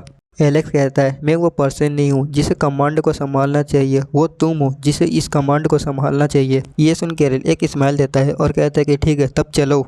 और अपने मन ही मन कहता है कि हमारा मिशन 3 साल का आगे है, मुझे ऊंचाइयों तक पहुंचना है। अगर मैं ऐसी पोजीशन तक नहीं पहुंच सका जहां पर मैं अपनी बात मनवा सकूं या अपनी पकड़ को बना सकूं तो मैं कुछ भी अचीव नहीं कर पाऊंगा। मुझे जल्द ही कैपिटल पहुंचना है। मैं यूं ही छोटे मोटे इलाके में कुछ नहीं कर पाऊंगा। मैंने पहले ही शुरुआत कर दिया है अपने फ्यूचर बदलने का। कमांडर के बिना कुछ नहीं होते और केरल जाकर 2-4 ज़ॉम्बी को मार देता है और सभी सोल्जर्स को उनके ऊपर अटैक करने के लिए कहता है। एलेक्स मन ही मन केरल को देखते हुए कहता है मैं ये कैसे एक्सप्लेन करूं, उसे तो मैजिक करना भी नहीं आता, लेकिन फिर भी वो कैसे लड़ रहा है। उसका दूसरा भाई कहता है कि ये तो मेरे सोच से भी अलग है, नहीं हम पहले से ही गलत थे।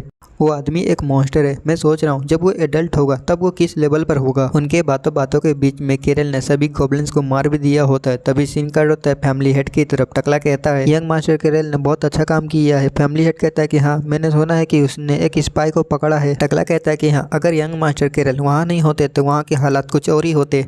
और लगता है कि ये खबर राजा तक भी पहुंच गई है तो हमें स्पाई को जल्दी एम्पायर भेजना होगा। लॉर्ड क्या आपको लगता है कि राजा वो यंग मास्टर केरल को एम्पायर बुलाएंगे? फैमिली हेड सोचते हैं कि राजा वो पहले ही बूढ़ा हो चुका है, उसे 12 साल के बच्चे में कोई इंटरेस्ट नहीं होगा। प्रॉब्लम तो असल में दोनों प्रिंस के साथ है। वो केरल को जरूर अच्छे से कैलकुलेट करेंगे। मुझे पता है कि वो अपने साथ उसे रखने या अपने रास्ते से हटाने की कोशिश करेंगे। अगर राजा सारे खतरे के बावजूद भी वो केरल को बुलाएगा तभी मैं उसे जाने नहीं दूंगा। दूसरी तरफ केरल भी यही कहता है कि हाँ फैमिली हेड मुझे जाने नहीं देंगे। अब जब मैं इंपीरियल कैपिटल जा चुका हूँ तो सब कुछ कॉम्प्लिकेट हो रहा है क्योंकि मैं एक बाहरी हूँ, लेकिन कोई बात नहीं। और वो गार्ड के पास जाता है। गार्ड कहता है कि आपका स्वागत है यंग मास्टर। केरल मन ही मन कहता है मेरे पास एक और मौका है। फिर वो वही स्पाई के पास जाता है और कहता है बेकार। वो स्पाई भी हैरान हो जाते हैं केरल को अपने पास देख के। केरल कहता है मेरी बात ध्यान से सुना, मुझे वो सब कुछ बताओ जो तुम जानते हो। उस जासूस की पहली फटी हुई थी लेकिन वो बोलने के लिए तैयार नहीं था। तो केरल उसको धमकाता है और कहता है अगर तुम मेरे साथ कोऑपरेट करते हो तो मैं इसे तुम्हारे लिए आसान बना दूंगा। और केरल उससे कुछ सवाल पूछता है तो वो जासूस भी सारा जवाब दे देता है, लेकिन हमें नहीं बताया जाता है कि उन दोनों के बीच में क्या बात हुई थी। केरल उस जासूस से कहता है कि क्या ये सच है? वो जासूस कहता है कि मैंने तुम्हें वो सब कुछ बता दिया है जो मैं जानता था, प्लीज मुझे छोड़ दो। केरल कहता है कि वैसे भी तुम्हें कैपिटल भेजा जाएगा और वहाँ पर तुम्हें टॉर्चर किया जाएगा। ये सुन वो जासूस वो हैरान हो जाता है। केरल आगे कहता है दोनों हाथ कटने का दर्द ये तो कुछ नहीं है, लेकिन जो टॉर्चर आदमी वहाँ पर तुम्हें मिलेगा वो एक ऐसा आदमी है जो कि दूसरे को मांस को काट के वो एंजॉय करता है। अगर तुम जो कुछ भी जानते हो वो सब कुछ कबूल कर लेते हो तो भी टॉर्चर नहीं रुकेगा। तुम्हें वो लोग कई महीने तक नर्क जैसा दर्द का एहसास दिलवाएंगे और लास्ट में तुम्हें तड़पते हुए छोड़ देंगे जब तक तुम्हारी मौत ना आ जाए। और केरल उस जासूस को एक जड़ी बूटी देता है और कहता है कि क्या तुम दया की उम्मीद कर रहे थे? ये डॉप जेंसिन है, मैं तुम्हें खुद से मरने का मौका दे रहा हूँ। ये आखिरी चीज है जो मैं तुम्हारे लिए कर सकता हूँ। तभी सीन कट होता है। कुछ लोग मेगाविन फैमिली की जय जयकार कर रहे होते हैं। एक कहता है कि ऐसे यंग मास्टर होना ये तो ऑनर की बात है। दूसरा कहता है कि वो सच में अमेजिंग है। हमें पता चलता है कि जब वो लोग गॉब्लिन को हंटिंग करके अपने घर जा रहे थे तो वहाँ के लोग उनका चेयर कर रहे थे। एलेक्स केरल से कहता है कि तुम भी कॉन्फिडेंट बना, तुम भी मेगाविन फैमिली के बेटे हो। पर केरल वो कुछ नहीं कहता। एलेक्स कहता है जबकि तुमने बड़ा कंट्रीब्यूट किया, ये तो नेचुरल है। दूसरा भाई कहता है कि हाँ असल में तो तुम्हें आगे होना चाहिए। केरल कहता है कि मुझे इससे कोई फर्क नहीं पड़ता। रैंडल कहता है तुम चीकी हो। केरल सोचता है जब से हम वापस आए हैं तब से वो काफ़ी सॉफ्ट हो गया है मेरे पास के उल्टे। अब रेंडल वो जिंदा रहेगा और उसका फ्यूचर कैसा बनेगा, मैं क्यूरियस हूँ। एलेक्स कहते कि रेंडल तैयार हो जा, अब जबकि ये इंसिडेंट कैपिटल तक पहुँच चुका है तो इसलिए राजा हमें बुला सकते हैं। रेंडल कहता है कि हाँ। तभी एलेक्स कहता है कि क्या तुम ऐसे ही खाली एक्सप्रेशन के साथ खड़े रहोगे। रेंडल थोड़ा हैरान हो जाता है और वो केरल की तरफ देखता है और अपने मन ही मन कहता है कि मैं पैलेस जा रहा हूँ, लेकिन इस अभियान में सबसे ज़्यादा कंट्रीब्यूट केरल ने किया है, लेकिन वो बाहरी है इसलिए वो पैलेस नहीं जा सकता। अगर केरल नहीं जा सकता तो मुझे भी जाने का हक नहीं है। उसने जो किया उसके कंपेयर में तो मैंने तो कुछ नहीं किया। आखिर उसके कॉन्फिडेंट का सोर्स क्या है, उसे दूसरों से अच्छे से पता होगा कि बाहरी होने का भी एक सीमा होती है। फिर भी वो इतना भरोसेमंद कैसे बना हुआ है। अगर वो अपने लिमिट को पार कर सकता है तो मैं भी करूँगा, किसी दिन मैं भी उसके जैसा बनूंगा। सीन कट होता है, हमें केरल को देखा जाता है जो दरवाजा नॉक करते हुए कहता है कि मैं केरल हूँ। तो अंदर से आवाज़ आती है कि ठीक है अंदर आ जाओ। हमें पता चलता है कि वो फादर से मिलने आए हुआ था। फादर केरल की तारीफ करते हैं कि तुम्हारा स्वागत है, तुमने काफ़ी अच्छा काम किया है। केरल कहता है कि मैं तो बस लकी था। फादर कहते हैं कि लक भी एक तरीके का स्किल है, तुमने न सिर्फ जासूस को पकड़ा बल्कि अपने भाइयों की भी जान बचाई। तुम्हारे बारे में खबर पैलेस तक पहुंच चुकी है और कैपिटल से जल्दी तुम्हारे बारे में बुलाए का मैसेज भी आएगी। लेकिन अफसोस की बात है कि मैं इंपीरियल पैलेस को तुम्हारी आइडेंटिटी के बारे में नहीं बता सकता, इसलिए मैं सोच रहा हूँ कि मैं एलेक्स और रेंडल को वहाँ पर भेज दूँ। केरल कहता है कि ये ठीक है, मुझे इससे कोई प्रॉब्लम नहीं है। फादर कहता है कि समझने के लिए तुम्हारा थैंक यू, इसके वजह से अगर तुम्हें कुछ चाहिए तो तुम मुझे बता सकते हो। केरल पहले तक कुछ सोचता है और कहता है कि ठीक है, अगर ऐसा है तब मुझे पासिंग परमिट चाहिए। पहले तो उसके फादर हैरानी से केरल की तरफ देखते हैं और वो कहते हैं कि क्या इसका मतलब ये है कि तुम मेंशन को छोड़ना चाहते हो। केरल हाँ कहता है तो उसके फादर कहते हैं कि क्या तुम्हें यहाँ रहना पसंद नहीं है, क्या तुम इससे नाराज हो। केरल कहता है कि मेरा मतलब ये नहीं था, मैं बस दुनिया देखना चाहता हूँ। और वो अपने मन ही मन कहता है कि फ्यूचर में होने वाली इवेंट में इन्वॉल्व करने के लिए सबसे जो ज़रूरी चीज़ है वो है आज़ादी हासिल करना। उसके फादर कहते हैं कि अगर तुम्हारा यही मतलब था, और उसे एक बैच देते हैं और कहते हैं कि तब तुम ये ले सकते हो। ये स्टेम उसे दिया जाता है जो कि मेरे लिए जो मिशन करने के लिए जाता है। तुम इसका यूज़ करके एम्पायर के कोई भी चेक पोस्ट को पार कर सकते हो, लेकिन याद रहना तुम्हारी आइडेंटिटी वो रिवील नहीं होनी चाहिए। मुझे माफ़ करना कि मैं तुम्हारे मेहनत के क्रेडिट को नहीं दे सकता। केरल कहते हैं कि नहीं, ये मेरे लिए काफ़ी है। तभी वहाँ कोई आता है और कहता है कि सर एक बड़ी प्रॉब्लम हो गई है।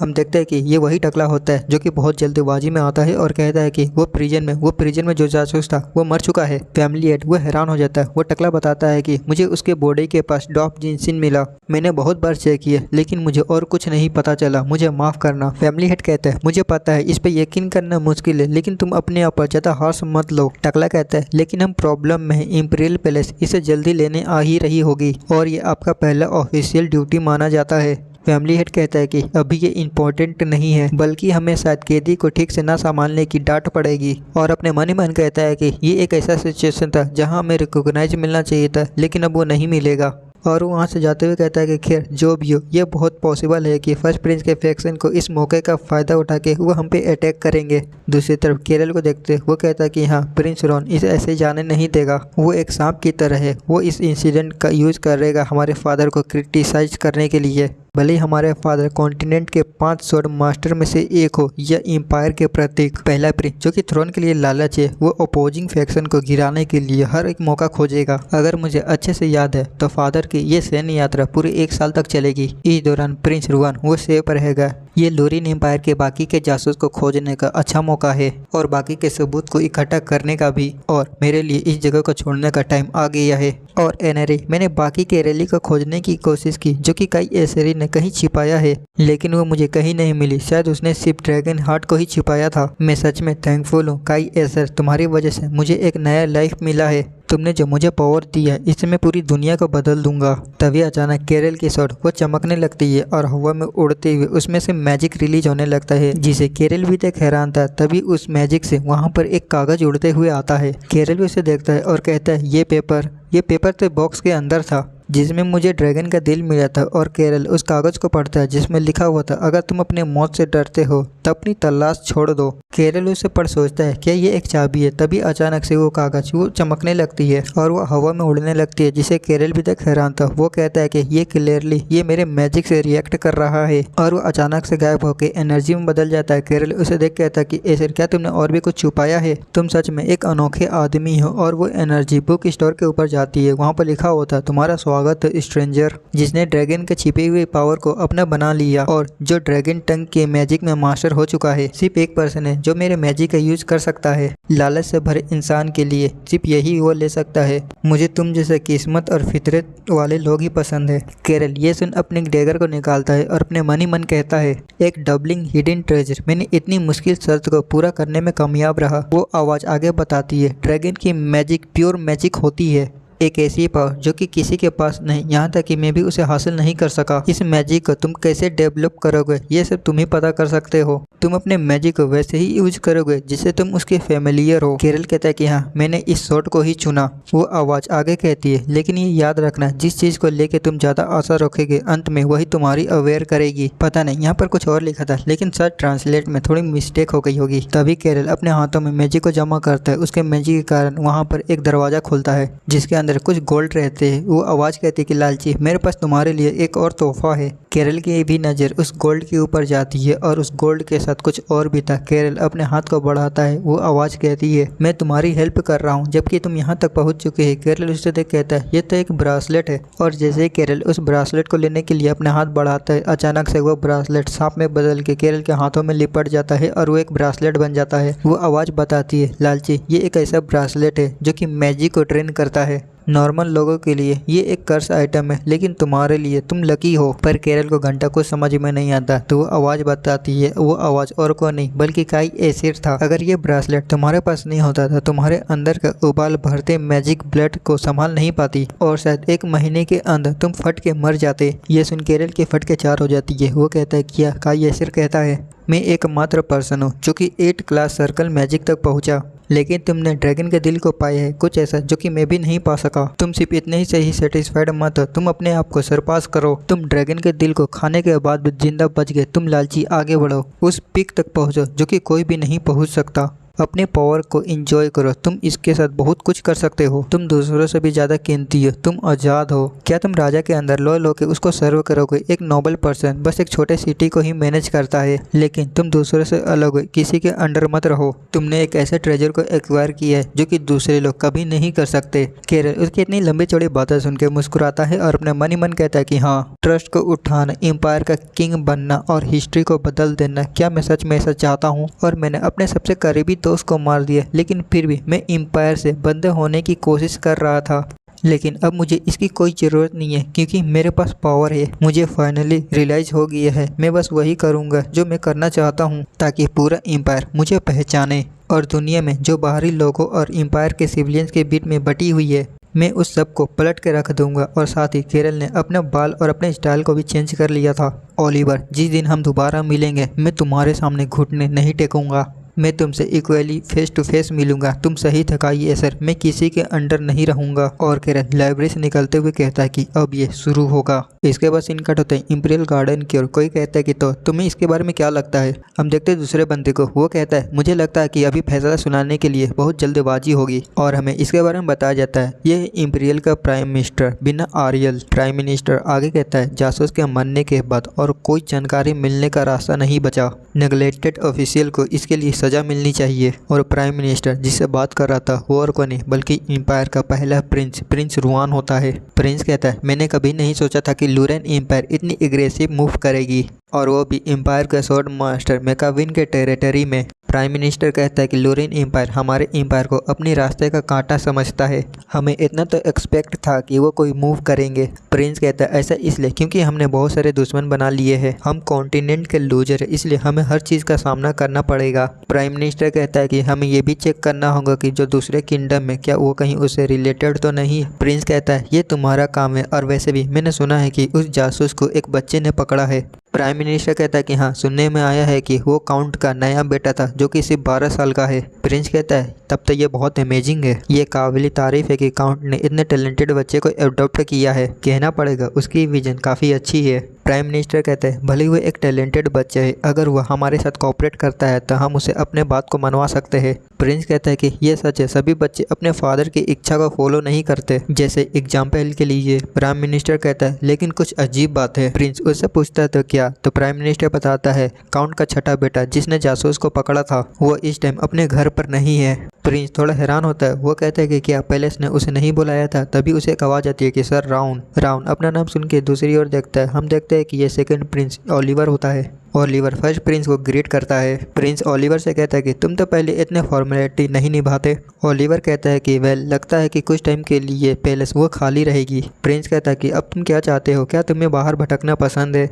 और प्रिंस ओलिवर को बहुत सारे ताना मारता है, लेकिन ओलिवर उसकी बात सुन के कुछ नहीं कहता। ओलिवर बताता है कि क्या तुम किसी स्लेव किंग के इंसान के बारे में जानते हो। प्रिंस कहता है कि क्या ये वही आदमी नहीं है जिसने कुछ साल पहले गुलामों और इमिग्रेंट्स को भगाने में मदद की थी। और कहता है कि विद्रोह सफाई ऑर्डर के बाद वो और भी ज़्यादा एक्टिव हो गया था। ओलिवर कहता है कि हाँ ये सच है, लेकिन मैंने सुना है कि उसे हाल ही में कुछ टाइम पहले ही पकड़ लिया गया है और उसे पकड़ने वाला विस्काउंट हारून है। प्रिंस कहते हैं कि तो क्या मैं इतनी छोटी मोटी बात की चिंता क्यों करूं। ओलिवर कहता है कि नहीं, मैं तो बस ये न्यूज़ देने आया था, मैंने सोचा कि तुम्हें ये पता होना चाहिए। प्रिंस कहता है कि तो क्या तुम उससे मिलने के बारे में सोच रहे हो, तुम बस यहाँ पर मेरा टाइम वेस्ट करे, अगर तुम्हारा काम हो गया तो यहाँ से चले जाओ। ओलिवर कहता है कि हाँ मैं जा रहा हूँ सर, और वो जाते हुए एक खतरनाक से स्माइल देता है। तभी सीन कट होता है केरल की तरफ, जो कि वो भी अपनी जर्नी पर निकल चुका था। वो काफ़ी थक चुका था, वो कहीं रेस्ट करने के बारे में सोचता है, इसलिए वो एक अच्छी सी जगह खोज के अपने घोड़े को वहीं छोड़ के आराम से पानी वानी पीता है और अपने आसपास देखते हुए अपने मन ही मन कहता है मैं लगभग मेकाविन के टेरिटरी से काफ़ी दूर पहुँच चुका हूँ। अब तक तो मेकाविन फैमिली में सभी हैरान हो गए होंगे। नहीं, अब मैं इसके बारे में नहीं सोच सकता, अब मुझे आगे बढ़ना है। मेरा पहला टारगेट होगा अगले 6 महीने में लूरिन एम्पायर के सभी जासूस को पकड़ना और सबूतों को इकट्ठा करना।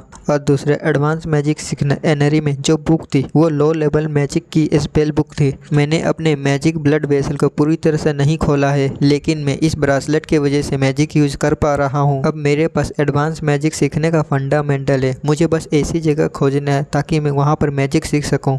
आइवरी टावर ऑफ सोसाइटी जो कि रॉयल फैमिली से जुड़ा है, और डार्क एटिक कैवेरी ग्रेट लाइब्रेरी जो सिर्फ मैजिक पे फोकस करता है। दोनों जगह पे वो सिर्फ अपने ही मेंबर्स को किताबें पढ़ने देती है। अगर मैं वहाँ जाऊँ भी तब भी कुछ नहीं कर पाऊंगा। पर एक और जगह है, मेरे पुराने साथी प्लेटिनम ड्रैगन मॉक की जगह, लेकिन वो जगह काफ़ी दूर है और वो अभी सो रहा होगा।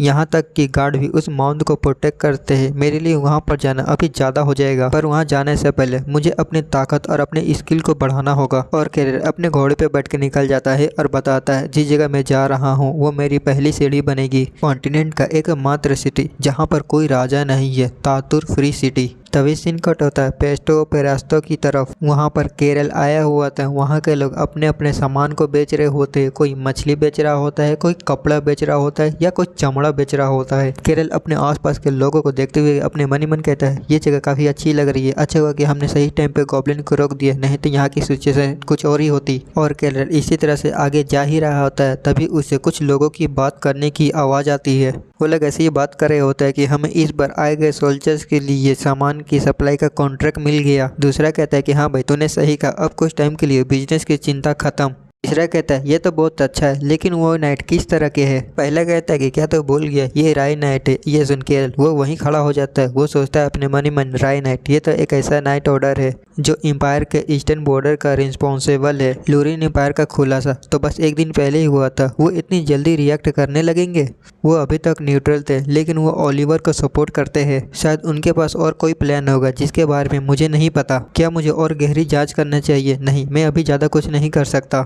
मैं फालतू की मुसीबत नहीं मोड़ सकता। फिलहाल मैं अपने प्लान के अकॉर्डिंग जाऊंगा। वो रहा जिसे मैं खोज रहा था, मर्चेंट एसोसिएशन। और वो मर्चेंट एसोसिएशन की तरफ जाते हुए कहता है फ्री सिटी तातुर तक पहुंचने के लिए मुझे पौने नदी को पार करना होगा, जो पूरे कॉन्टिनेंट से होकर वो नदी बहती है। उस नदी में बहुत सारे खतरनाक मॉन्स्टर है। उस नदी पर जाने वाला सिर्फ एक ही नाव है। और अगले सीन में एक लड़की को दिखाया जाता है। केरल उसके पास जाता है और कहता है कि मुझे एक गिल्ड की तलाश है। मैं एक अपर क्लास नाविक को खोज रहा हूँ जो कि मुझे पोमेन नदी को पार करा के फ्री सिटी तातुर तक ले जा सके। और वो बहुत सारा पैसा निकालता है और अपने मन ही मन कहता है कि मुझे माफ़ करना एलिटन, तुम्हारे फंड को यूज करने के लिए। तभी वो लड़की कैरल से कहते हैं कि मुझे माफ़ करना कस्टमर, तुम्हारे बताए गए रास्ते से कोई भी मर्चेंट की नाव वो नहीं जाती। ये सुन कैरल हैरान हो जाता है। वो कहता है क्या तुमने क्या कहा, तुम क्या बोल रही हो? सान हजार रिवाल्ट गिल्ड ग्रेकॉन गोल्ड के साथ गया था। वो लड़की कहते क्या रिवाल्ट गिल्ड, मैंने तो इस नाम के गिल्ड के बारे में कभी नहीं सुना। वहाँ पर कुछ लोग कैरल के पास आते हैं। एक बंदा कहता है कि क्या तू अभी अभी अपने मम्मी के गोद से उठ के आया है? दूसरा कहता है पेमुन नदी के रास्ते से जाने का मतलब है सीधा अपने मौत को गले लगाना और ऊपर से तहातुर पहुंचने के लिए लॉलेस हार्बर से गुजरना पड़ता है जहां गोल्डन लाइन का राज चलता है। अकल वाला इंसान वहां जाने के बारे में सोच भी नहीं सकता। कैरल उनकी बात सुन अपने मन ही मन कहता है कि आखिर यहाँ क्या हो रहा है, और वो उस लड़की से पूछता है कि क्या यहाँ सच में कोई रिवाल्ट गिल्ड नहीं है, लेकिन स्वान हजार उस गिल्ड का लीडर होना चाहिए। वो लड़की कहते हैं कि यहाँ पर पिपस्ता और मर्चेंट एसोसिएशन है और हमने कभी भी रिवाल्ट गिल्ड या स्वान हजार के बारे में कभी नहीं सुना। केरल वहाँ से निकलते हुए कहता है कि आखिर यहाँ क्या हो रहा है। जब मैं पहली बार स्वान से मिला था तो वो पहले ही रिवाल्ट गिल्ड का लीडर था। उस टाइम मेरी उम्र 15 साल थी। ये लगभग 3 साल पहले की बात है, पर इतने कम 3 साल में वो इतनी बड़ी गिल्ड कैसी बन गई। केरल यही सब सोचते सोचते जा रहा होता है। तभी केरल को कुछ लोगों की आवाज़ सुनाई देती है। तो केरल पलट के देखता है, वहाँ पर बहुत सारे लोग थे। वो लोग बोल रहे होते हैं कि उसकी हिम्मत कैसी हुई इमिग्रेंट्स की मदद करने की, उसे मार डालो, उसे जल्दी से मार डालो। केरल भी उनकी बात सुन उनके पास जाता है और वो भी देखता है कि आखिर वहाँ पर क्या चल रहा है। केरल देखता है कि एक नाइट एक बंदे को लात से मार रहा था, उसे लेके जा रहा था, लेकिन जैसे ही केरल उस बंदे को देखता है वो हैरान हो जाता है क्योंकि केरल जिसे खोज रहता है ये वही इंसान है, सुवान हजार। वो अपने मन ही मन कहता है लेकिन आखिर वो यहाँ पर क्या कर रहा है। सीन वही कट होता है जब प्रिंस और ओलिवर बात कर रहे होती। ओलिवर प्रिंस से कहता है कि क्या तुम ऐसे पर्सन को जानते हो जिसे स्लेव किंग कहा जाता है? प्रिंस कहता है क्या तुम उस आदमी की बात कर रहे हो जो कुछ साल पहले गुलामों और इमिग्रेंट्स को बचाने की मदद कर रहा था? हेर्सी के ऑर्डर के बाद से वो पूरी तरह से उग्र हो गया है, ये सोचना कि उसके जैसे चोर को एक राजा कहा जा रहा है। ओलिवर कहता है कि हाँ उसे कुछ टाइम पहले ही पकड़ लिया गया है। अब प्रेजेंट में केरल वो सुवान हजार को देख हैरान था। वो अपने मन ही मन कहता है कि आखिर वो यहाँ क्या कर रहा है। तभी एक आवाज़ आती है कि सभी लोग रास्ते से हटो। केरल भी उसकी आवाज़ सुन के दूसरी ओर देखता है। एक नाइट होता है जो कहता है ये कमीना एक विश्वासघाती क्रिमिनल है, उससे आंख मिलाने के बारे में सोचना भी मत। केरल उस नाइट को देख पहचान जाता है। वो कहता है कि विस्काउंट हारून वो यहाँ क्या कर रहा है। उसकी टेरिटरी तपिरास्ता से काफ़ी दूर है। उसका काम तो बल्सर और मेकाविन की फैमिली की मदद करना है जो कि बॉर्डर के प्रोटेक्टर में से एक है। फिर वो यहाँ क्या कर रहा है। हारून सुवान हजार को कहता है कि कमीने खड़े हो जा और चलना स्टार्ट कर। और वहाँ के सभी लोग सुवान हजार को बहुत बुरा बुरा कह रहे होते हैं। कोई कहता है कि तेरी हिम्मत कैसे हुई इमिग्रेंट के साथ मिलने की। केरल मन ही मन कहता है कि सच में मैं इस इंसान को खोज रहा था, लेकिन मैंने कभी नहीं सोचा था कि हम ऐसे हालात में मिलेंगे। पहले के बारे में सोचूं, अगर मेरी मेमोरी सही है तो मेरी ऑरेकल के बाद ओलिवर ने डचिस पर हमला करने की कोशिश की। फिर उसने मुझे सुवान हजार से मिलाया जो मुझे नदी के रास्ते तहातुर तक ले जा सकता था। वो अपने दयालु चेहरे के साथ एक काइंड पर्सन था। आखिर वो ऐसा कैसे बन गया? मैं इसके बारे में जितना भी सोचूं ये सही नहीं लग रहा। और केरल नाइट की तरफ देखता है जो कि सुवान हजार को लेकर जा रहे होते। वो अपने मन ही मन कहता है कि सबसे इम्पोर्टेंट बात यह है कि सुवान हजार ही एकमात्र पर्सन है जो कि मुझे तहातुर ले जा सकता है, और वैसे भी उसका यहाँ मरना फेत नहीं है। अगर ऐसा है तो मैं तुम्हें बचाऊंगा सुवान हजार। फिर सीन कट होता है। हमें एक मेंशन दिखाया जाता है जहाँ पर सुवान हजार को कैद किया गया था। हम देखते हैं केरल को जो कि छिप छिप की नाइट को देख रहा था। फिर वो बताता है कि लेज मार्टिन उन लोगों में से एक है जो कि आम इंसान से उठकर एक नोबल वर्क तक पहुंचा। केरल इसके बारे में बहुत लंबा चौड़ा बताता है, लेकिन मैं शॉर्ट में बता देता हूँ कि केरल इस मेंशन के आदमी के बारे में बताता है। मेंशन का आदमी एक नॉर्मल आदमी था जो कि अपने पैसे की बदौलत एक नोबल पर्सन बना, और उसने बहुत सारे क्राइम किए थे, लेकिन उसे डर था कि किसी दिन वो पकड़ा ना जाए, इसलिए उसने एक सीक्रेट रास्ता बनाया अपने मेंशन से भागने का। केरल को इसके बारे में उसके पिछली लाइफ से पता था जब वो इस आदमी को पकड़ने के लिए आए था, और केरल उसी रास्ते का यूज करके उसके मेंशन में घुस जाता है। और केरल अंदर जाते हुए कहता है कि किसने सोचा था कि अब ये इस तरह काम देगा, पर यहाँ पर कितना भयानक बदबू है। ये जरूर पिरिस्ता के नीचे से गुजरने वाली विशाल शिविर होगी, हिंदी में बोले तो नाला। और यहाँ पर कोई रोशनी भी नहीं है और यहाँ पर भूल भुलैया जैसा रास्ता है। उतने में केरल को ऊपर से एक रास्ता दिखता है। वो कहता है कि ये वेंट अंडरग्राउंड जेल के छत से जरूर जुड़ा है। अगर मैं एक एडल्ट होता तब मैं इसमें नहीं जा पाता, लेकिन अच्छा है कि मैं अभी 12 साल का ही हूँ। और केरल उसके अंदर घुस के आगे की ओर जाने लगता है, लेकिन नीचे को नाइट को घंटा कुछ पता नहीं चलता। इसके बाद हम देखते हैं सुवान हजार को जिसे जेल में बंद किया गया था, लेकिन वो एक स्माइल देते हुए कहता है ऐसा लग रहा है कि मैं पागल हो रहा हूँ, मैं तो कोई संत नहीं हूँ, लेकिन फिर भी मैंने ऐसा क्यों किया। गार्ड आते हैं और कहता है कि बकवास करना बंद कर, चुप हो जा, और वो बोल के यहाँ से चले जाते हैं। सुहान मन ही में अपने खुद को गाली देते हुए कहते कि सुहान हाजर तू कितना इडियट है। कभी कभी एक छोटी दया भी पछतावा बन जाती है। अच्छा हुआ कि मुझे कोई हेवी इंजरी नहीं हुई है, अब मैं यहाँ से भागने की कोशिश कर सकता हूँ। और साथ ही सुहान अपने हथकड़ियों को खोलने की कोशिश कर रहा था, लेकिन उतने में उसे एक आवाज़ सुनाई देती है, जिससे वो हैरान हो जाता है और वह समझ जाता है कि कुछ लोग उसकी ओर आ रहे, और वो अंदाजा लगाने लगता है 2 नहीं 3 लोगों के चलने की आवाज़ आ रही है। उनके चलने की आवाज़ को सुन के लग रहा है कि एक गार्ड है और दूसरा नेट, लेकिन लास्ट पर्सन वो कौन है? पर हम देखते हैं कि ये और कोई नहीं बल्कि ओलिवर और प्राइम मिनिस्टर और एक गार्ड होता है। वो गार्ड जेल को खोलते हुए प्रिंस को अंदर लेके आता है और वो सुहान हाजर को खड़े होने के लिए कहता है। और अगले सीन में हम केरल को देखते हैं, जो कि वो भी वहाँ पहुँच चुका था, लेकिन वो छुपा हुआ था और वो ऊपर से उनको झांकते हुए देखता है। वो थोड़ा हैरान लग रहा था। वो अपने मन ही मन कहते हैं कि क्या सुहान से और भी कोई मिलने आया है? पर जैसे ही केरल उसे गौर से देखता है, वो हैरान हो जाता है, क्योंकि ये और कोई नहीं बल्कि ओलिवर था। ओलिवर कहता है मैं तुमसे मिलना चाहता था सुहान हाजर, या मैं तुम्हें स्लेव किंग बोलूं। पर दूसरी ओर केरल वो तो ओलिवर को देख हैरान, तो वो अपने मन ही मन गुस्सा करते हुए कहता है कि वो कमीना आखिर यहाँ क्यों है? सुहान हाजर कहता है कि स्लेव किंग, मुझे नहीं पता कि तुम क्या बकवास कर रहे हो। ओलिवर कहता है कि वेल तुम्हें इमिग्रेंट्स इसी नाम से बुलाते हैं, ये तो मेरे फादर के द्वारा धर्मद्रोह के ऑर्डर देने से पहले की बात है। इमिग्रेंट्स का हीरो जो कि एम्पायर के स्लेव को नॉर्थ की ओर भेजता आ रहा है और फिर अपने चालाकी से उन्हें आजाद सिटी तहतुर तक पहुंचा देता है। पर सुहान हाजर ओलिवर की बात सुन वो कुछ नहीं कहता। दूसरी ओर केरल अपने मन ही मन कहता है अब मुझे समझ में आया कि ओलिवर ने कैसे स्लेव किंग के साथ हाथ मिलाया था। नीचे में ओलिवर को देखते वो कहता है कि मैं सीधे पॉइंट पे आता हूँ स्लेव किंग, मेरी मदद करो। सुहान कहता है कि माय लॉर्ड मैं नहीं समझ पा रहा हूँ कि अब क्या बोल रहे हो। मेरे जैसा एक मामूली आदमी आपका किस तरह से काम आ सकता है? ओलिवर के साथ जो नाइट आया हुआ था वो अपनी स्वॉर्ड निकालते हुए कहता है कि कमीने तेरी हिम्मत कैसे हुई यंग मास्टर के सामने अपनी जवान खोलने की। पर ओलिवर उस नाइट को वहीं पर शांत करा देता है। सुहान कहता है कि मैं गेस कर रहा हूँ कि आप किसी महान आदमी के बेटे होंगे, आखिर तुम कौन हो, पहले या दूसरे तीसरे जल्द ही आने वाले हैं। ओलिवर कहता है कि ओ मैंने अपने आप को इंट्रोड्यूस नहीं किया, मुझे लगा कि मैं काफ़ी फेमस हूँ, छोड़ो मैं अपने आप को इंट्रोड्यूस देता हूँ, मैं दूसरा प्रिंस ओलिवर हूँ, मैं तुमसे कुछ कहने आया हूँ। सुहान कहता है क्या? तो ओलिवर उसके सामने बैठता है और कहता है कि मैं इमिग्रेंट्स को बचाना चाहता हूँ। जैसा कि तुम्हें पता है नॉर्थ में इमिग्रेंट्स वो मर रहे हैं। मैं सोचता हूँ कि सभी के लिए वो सामान है, चाहे इमिग्रेंट्स हो चाहे एम्पायर के सिविलियंस, इसलिए मैं उन्हें बचाना चाहता हूँ चाहे कुछ भी हो। और अपना हाथ आगे बढ़ाता है और कहता है कि प्लीज़ मुझे तुम्हारी मदद चाहिए। पर दूसरी ओर केरल वो गुस्से में लाल पीला हो रहा था। वो कहता है कि वो हमेशा ऐसे ही दिखावा करता था। उसकी भोली भाली राजा वाली समझदार प्रिंस की छवि पिछले जन्म में मुझे वही चीज़ सबसे ज़्यादा पसंद आई थी। दूसरी ओर सुहान वो तो पहले शांत होता है, लेकिन अगले ही पल हंसते हुए कहता है कि हा मेरे साथ मजाक मत करो। इसी के साथ ये वीडियो यहीं ख़त्म होता है। मिलेंगे अब हम नेक्स्ट वीडियो में, तब तक के लिए बाय बाय।